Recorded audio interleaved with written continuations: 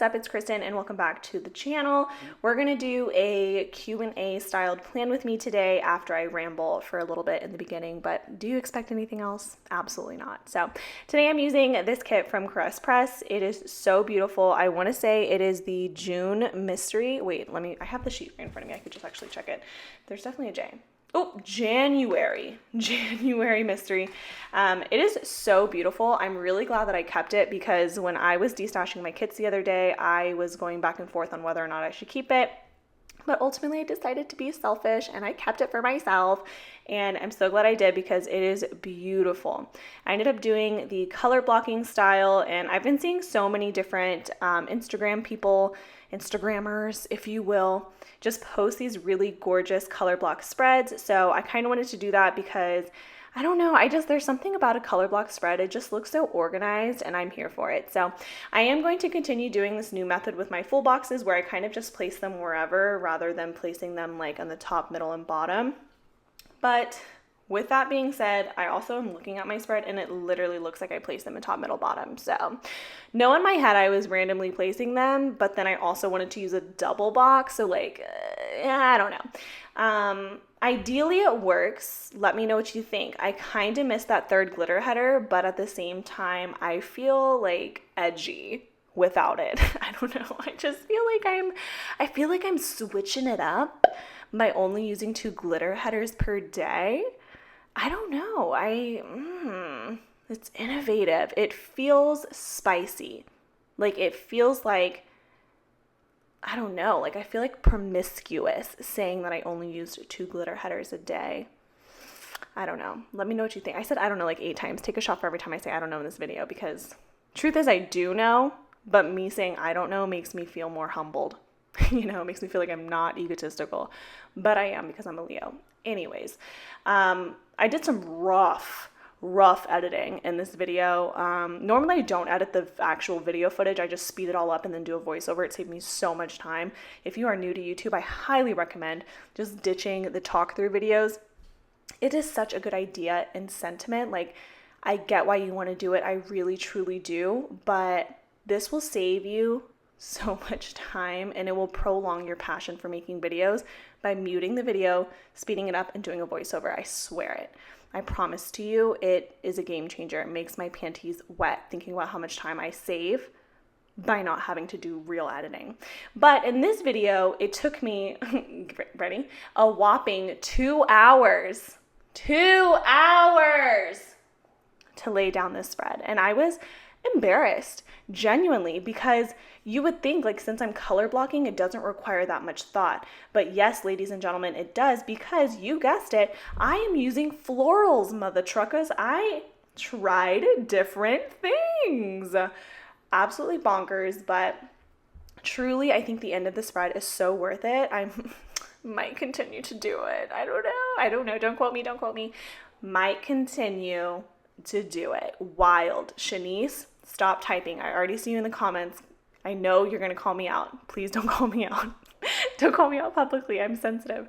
Anyways, let's just jump into these questions because I'm tired of having to talk to myself. It's exhausting having a conversation with me. Okay, I wrote them all down. Let me pull them up on my computer and hopefully it won't die. That's kind of the thing here. All right. Someone asked me, what kind of phone do you have? Do you film your videos on your phone? The answer is I have a iPhone XR. I got yelled at once for calling it an XR, so I now know it's a XR. Thank you. iPhone XR, I do not record my videos on my phone. I actually currently I've always used my Canon Rebel. It's like a T3. It's fucking huge. I hate it. I don't hate it. It gets the job done. I just personally don't like the idea of investing into a smaller mirrorless camera because they're very expensive, and this does what I need it to do. Further down the line, if I was more consistent with videos, I would see myself getting a camera, but I used my phone for the first 2 or 3 videos that I ever made on my channel, and it did the job. However, it just took a little bit longer to process than I wanted it to. Not saying that my Canon does any faster, but the quality just wasn't where I wanted it to be for as long as I had to wait for it to finish processing, if that made sense. Not to say that a camera can't do it, because definitely the cameras on phones today 100% can make flawless videos.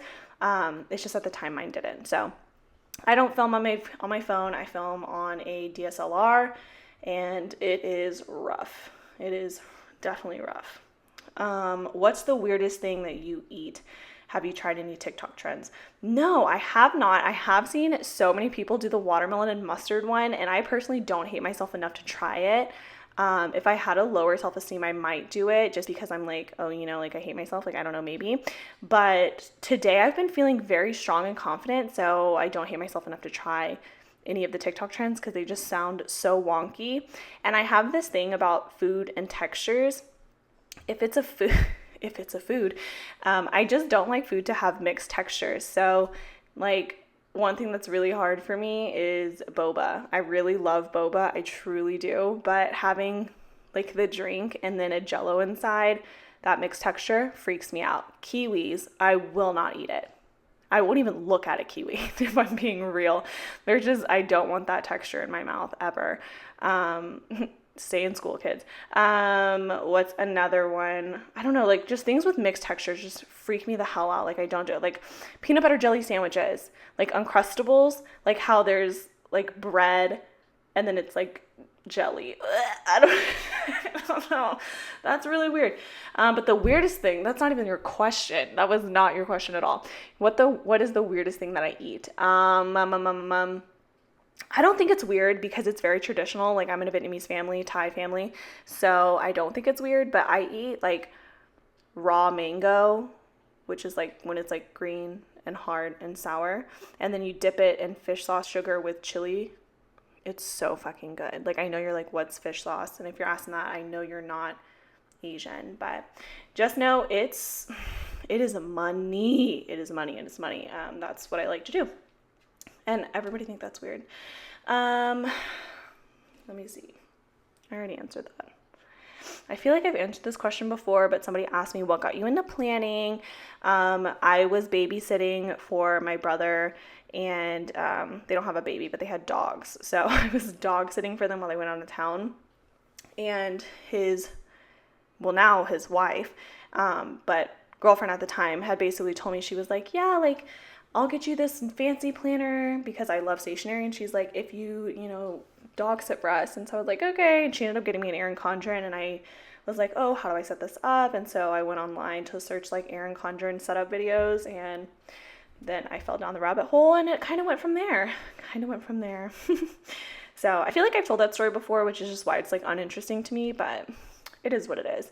Have you ever broken a bone / had surgery? No, I have never broken a bone nor had surgery, knock on wood.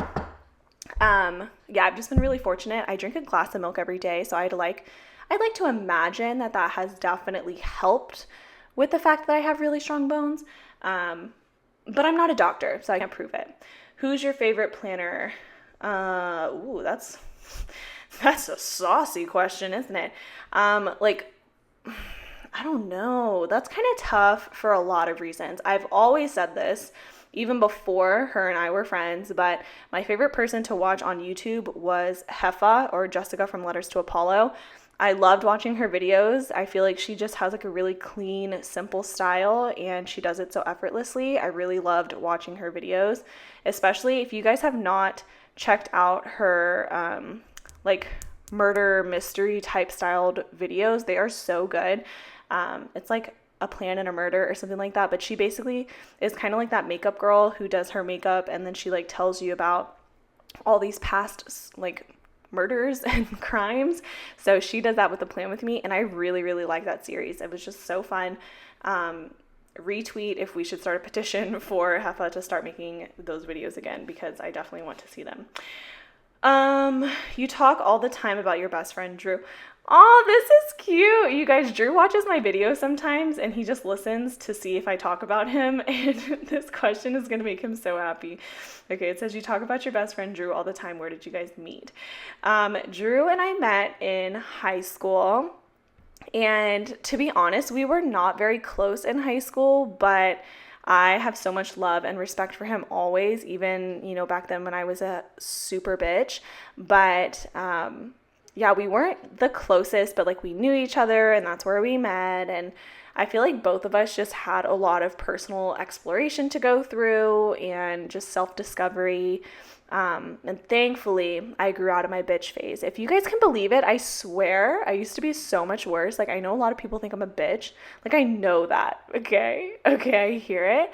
I swear I'm a nice person unless you try and hoe me. Like, that's the only thing about, like, unless you are trying to hoe me, I'm a really nice person. Like, I'm a teacher, for crying out loud, like, I'm really nice.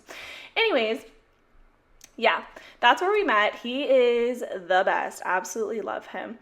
All right, next question. The next question says, when are you getting engaged? Personally, that's not a question for me. That's a question for my mans. I can ask him, but nowadays he just rolls his eyes at me and he just tells me like, Kristen, shut up. Those are pretty much the responses that I get. Or he'll be like, Kristen, you're ridiculous, which is, they're all true. Yes, absolutely. But the second that I get engaged, I promise you will be very aware, because my entire plan with me is just going to be zoomed in on my engagement ring the entire time. Like, you're not even going to see what stickers I'm putting down. You're only going to see my engagement ring. Also, side note, I'm going to pause the questions just to kind of reflect on my spread right now. This spread is looking bomb AF. Am I wrong or am I right? Because I feel like I'm correct. Why am I not moving? Is this video frozen or am I legit just not doing enough? This is exactly what I meant when I was like, it took me 7,000 years to decide what I was doing. Like, this is why. I don't know. But anyways, how are you guys liking this style? Let me know in the comments. I think it looks really cute.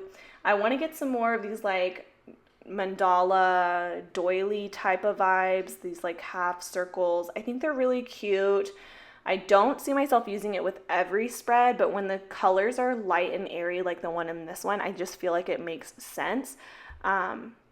But yeah, I really liked them against these small boxes. I thought they were really cute. So that's kind of what I did for the rest of the week. But I don't know. I think they're nice to like build space. I get it now. I do. I'll probably get a few more, but I don't think that I would like actively pursue these in my week to week videos. I don't know. Very cute though. Oh, and then I went back and forth on this box and I was like, I wanted to put that munchkin with like the bag over its head because I am embarrassed at the amount of stuff that I have collected over the years. So I was like, yeah, that would be cute. It was not cute, so I ended up just like not doing it. It just didn't fit in the space, so it wasn't right for me. Okay. Have you ever cheated on a test and what do you do? Okay. So obviously, I feel like everybody has cheated at least once, like I did it very actively in school, and like I think like the second part of this question was supposed to be, and like what do you do when you catch your students cheating, ? I don't know. But when I catch my students cheating, we literally just have to have a talk and conversation about like why. I taught first grade, so it wasn't very often. Like they would just like try to peek over at their neighbor's paper, but I would just make a general announcement to the class being like, let's make sure we're keeping our eyes on our own paper so our brains can focus, and that would literally scare the living shit out of them. So I didn't really have to deal with that too much. I had really great kids last year, so wasn't a big deal. I did catch some of my sixth graders cheating, but I would just take their phone and like keep it for the rest of the day, and then I would make them write me a note like what was going through their head, and they hated that. I would be like, you better write me a note telling me what the hecky was going through your brain, because that ain't it. And then they would write me notes being like, I am so sorry for cheating. I was up very late last night reflecting and I could not focus, which is why I felt like I could look over at so-and-so's paper. And I'm like, okay, sister, like, don't do it again. Like, I don't know. I don't like writing them up unless they do it like habitually, but I feel like once they get caught, it's kind of like the end all for them. They're like, okay, that could have been way worse. I'm not going to do it again. So at least that's how it was with my kids. We had a really good rapport, so I didn't really have to deal with that too much. Okay, I'm kind of dwindling down on questions here, not gonna lie, because some of them were pretty repetitive. So I'm just going to look. I didn't get too many. Normally I get a few more, but I'll back up to the top.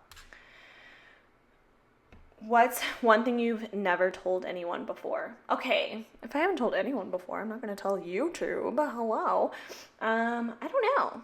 I feel like for the most part, I'm pretty open. I mean, I literally put the events of my life on the internet. So I feel like I'm a pretty open book, but I cannot give you an honest answer for that one. I'm so sorry. I genuinely cannot think of something that I have not told at least one person. My best friends and I are really close. My boyfriend and I are very close.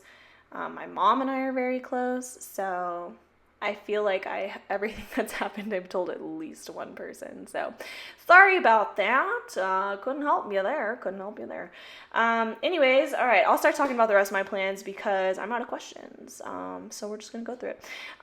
Thursday, I printed out some lesson plans because I tutor one of my previous students. I tutor her going into second grade. So Tuesdays, Thursdays are really our days for that. So I just printed off some lessons in the morning before heading off to go and see her.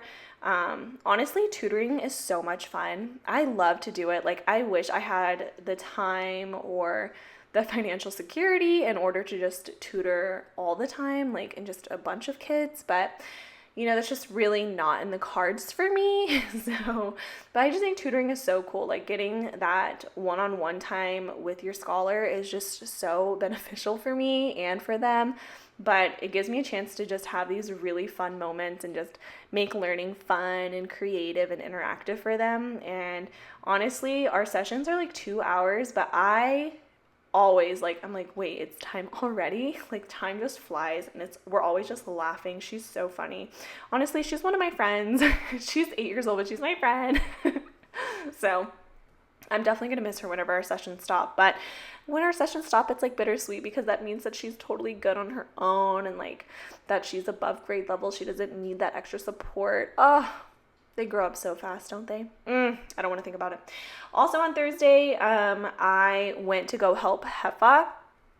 So if you didn't know, Jessica from Letters to Apollo is based in Houston, and I live in Houston. So whenever I can, and if there's like a big event coming up for her, I try my best to like help her whenever I can, and I love doing it because it's just very therapeutic for me. Like, it's just fun and it's easy work for me because she does all the hard stuff and like the heavy lifting, and I just come in the end and like put it in a cello. And I'm like, this is great. So I did get to go down there, and I went down there like right after Wait, I'm lying to you. Everything I just said, save that for tomorrow. Save that for Friday, because on this day, I actually just packed oops bags because I had gone up to Heffa's on Wednesday. And when I was there, she like had a bunch of oops sheets, and she wanted to pack a ton of oops bags for her anniversary sale this weekend. So while I was there, like, I just took all of them home that I couldn't finish, and then I packed them up at home. So that's what I was doing, but it was so rainy. Like, this whole week is rainy, which is why I wanted to use this kit. But last week and this week, like this week that I'm filming and the week that I'm speaking this voiceover, that's so confusing. I literally just mind fucked myself. But for 2 weeks, it's been raining. I don't know why I haven't just said it like that. It's been raining, honestly, for a lot longer than 2 weeks, but the rain has just been constant, and it's so annoying because this is hot girl summer, but it's literally rainy girl summer, and I'm just sad about it. Also, on Thursday, I put down these really cute stickers at the bottom, like the Fox and Pip girl, and then like the hexagon meal prep, but I ended up having to pull those up because I'm so dumb. I forgot to lay down a full box, and I was like, oh my gosh.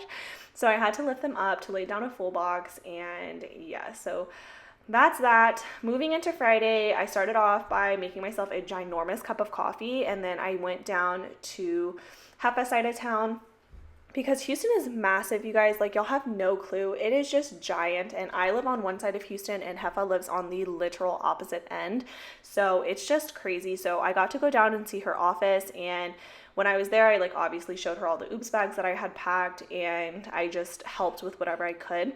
But I didn't spend as much time with her as I wanted to that day because she was running a little bit late in the morning. So I went to Target and I just like goofed off there. I got some things for my classroom and some candy, and then I got breakfast at Starbucks. And then afterwards, I went over to her office. I helped pack some stuff for like a couple of hours. I think like 2 or 3, to be honest. I don't think it was much longer than that. And then I went to go meet up with my friend Maida. But here's the thing. I really want to get back into reading, like really, really bad. So I've been looking for a good book that's going to really hook me into reading and like wanting to finish that entire book in one sitting. I haven't found that yet, and I'm really, really upset about it because I keep reading like all these great summaries of books, and then when I get the book in, I either don't like the style of writing or the characters just aren't hitting me. Like, I want that book to slap me in the face and call me a bitch. Like, I want it to be outright offensive how good it is. Like, I don't know, like that's what I'm looking for in literature. So if you guys have some good book recommendations, definitely let me know. To be honest, the only books, everybody thinks this is so weird when I say this. Hold on, I also have to cough. Ew. Okay.